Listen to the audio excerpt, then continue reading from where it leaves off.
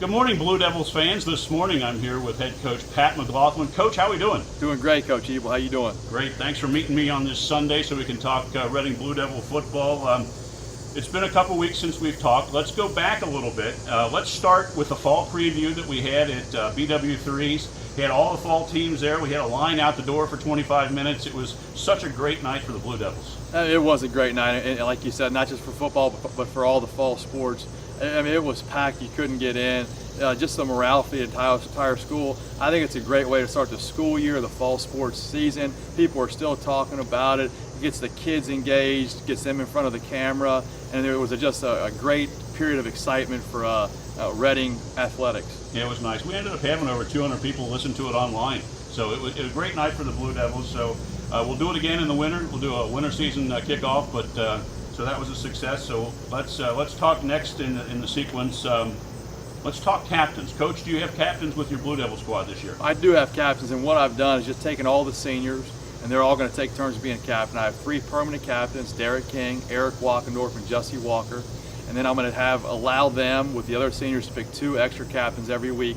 And so we've already had, I think we have 11 seniors, so they've all had a chance to be a captain. And I think it's good for them because they're providing a lot of leadership for our team right now and really help develop the culture, for our football program. Well, that's great. It's great that you're getting all the seniors involved, because one of the things you talked about at the fall preview night is how your seniors have bought in. And, any successful new head coach, he's got to have his seniors on board. And I know that you were glowing about how the seniors are buying into Pat McLaughlin's plan and scheme, and so that's great, Coach. And I think the biggest thing is I wouldn't put them in there or in that leadership role if they didn't deserve it. I think every senior, they're contributing in some way onto our football team. And I think it's good to put them in that leadership role because they all honestly deserve it. Great.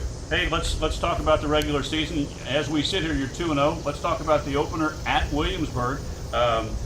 You guys started off 34-14 in a high turf, if you will, field at Williamsburg, but got your first win as a head coach. Pat, congratulations. Let's talk a little bit about that first win. It was a good win. It was a good team effort. Offensively, we played well in the first half. We kind of slowed down. We scored points early on, put them in a bad position.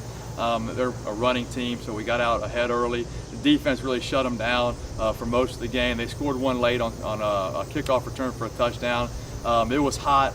We fought through some adversity there. The field wasn't in great condition, but we'll take any win that we can get. And it was a good start for our season. Fantastic. You hosted Adena on Friday night for your home opener. You were victorious, 34-12. After 2 games, I know Eric Walkendorf has 340 yards passing, and Baden Pinson 171 yards rushing. Good start through 2 games. Let's talk about the Adena win, Coach. It was a good win. We threw the ball a little bit more versus Adena. Derek King caught a touchdown pass, his first catch of his career for an 87-yard touchdown pass.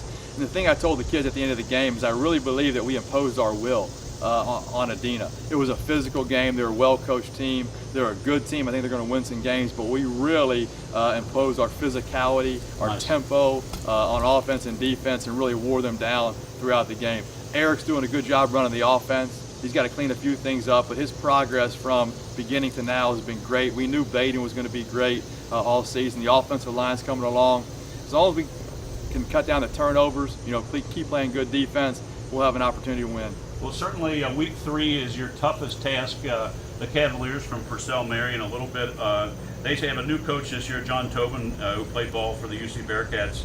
A little background, Mikel Jones, their quarterback, has 366 yards after 2 games. Jamel Howard, 159 yards rushing. On defense, Jake McCarthy, 17 tackles, and Quinn Penman has 3 interceptions. So I think those are some guys that I'm sure you're focused on. Let's tell the fans what you've seen so far on tape with the Cavaliers, and what are you expecting? Yeah, I'm not sure about all their names, but I know this. Number 5 is very good. Number 18 is very good. Number 9 is very good. On defense, 99 is very good. They got a huge defensive tackle. They're well coached. They've got athletes. They got 3 guys on offense and score the ball anytime they have it in their hands. So we're really going to have to tackle well. We're going to have to hit the quarterback early and often, and I think we're going to have to score some points early on to kind of make them throw the ball a little bit. But I mean, if we don't have a good week of preparation, if we don't go out and play hard, if we're not physical, if we don't execute, it's going to be a tough ball game for us. Yeah, it's certainly on paper, your toughest opponent so far this year. Well, Coach, as always, thank you for taking the time. Have a great week in practice. Best of luck on Friday against Purcell-Marian, and we'll touch base next week. All right, thanks, Coach E. We'll have a good afternoon.